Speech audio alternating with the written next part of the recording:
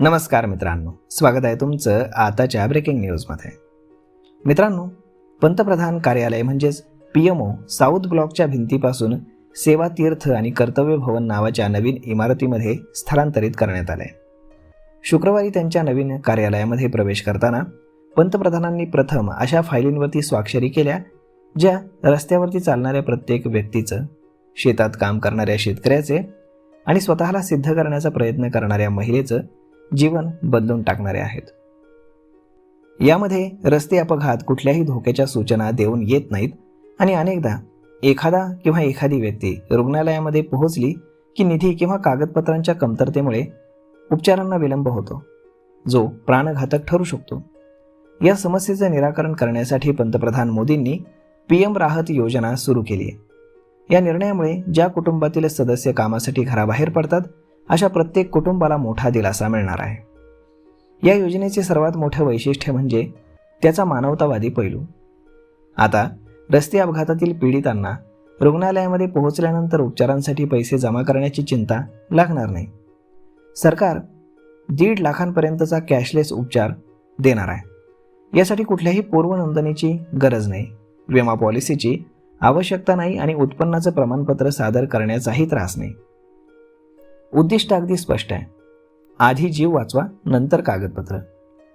या योजनेच्या नियमांनुसार जर एखाद्या व्यक्तीच्या जीवाला धोका नसेल तर त्यांना 24 तासांसाठी स्थिरीकरण उपचार मिळतील. त्यानंतर गंभीर प्रकरणांमध्ये जिथे जीवाला धोका असेल तिथे ही मुदत 48 तासांपर्यंत वाढवली जाईल. उपचारांचा संपूर्ण खर्च सरकार उचलेल आणि रुग्णालयानंतर डिजिटल क्लेमद्वारे सरकारला परतफेड करेल. ही सुविधा सध्या फक्त पॅनल केलेल्या रुग्णालयांमध्ये उपलब्ध आहे आणि कव्हरेज 7 दिवसांपर्यंत मर्यादित आहे.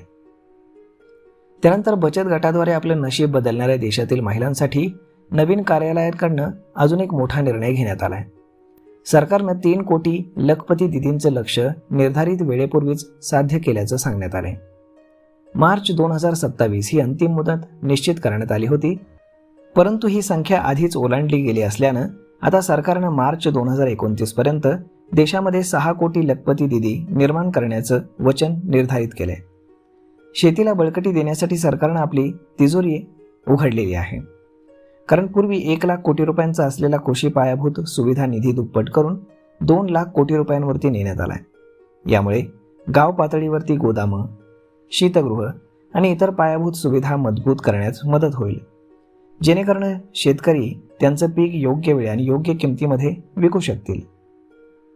त्यासोबतच तरुणांसाठी स्टार्टअप इंडिया फंड ऑफ 2.0 ला मान्यता देण्यात आली. यासाठी 10,000 कोटी रुपयांचा निधी स्थापन करण्यात आलाय. तर हा निधी विशेषतः डीप टेक, त्यानंतर मॅन्युफॅक्चरिंग आणि नवीन तंत्रज्ञानावरती काम करणाऱ्या सुरुवातीच्या टप्प्यातील स्टार्टअप्सना पुढे नेण्यात मोठी मदत करणार आहे.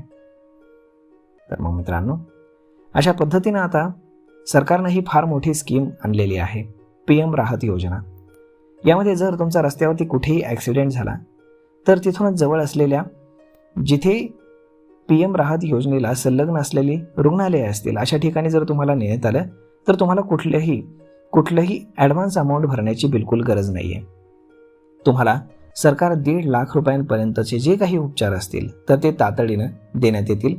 त्यासाठी कुठल्याही कागदपत्राची गरज नाही, कुठल्याही विमा पॉलिसीची गरज नाही किंवा अजून कशाचीही गरज नाही. तर मग मित्रांनो, अशा पद्धतीनं हा व्हिडिओ, ही माहिती तुम्हाला कशी वाटली हे तुम्ही आम्हाला कमेंट करून नक्कीच सांगा.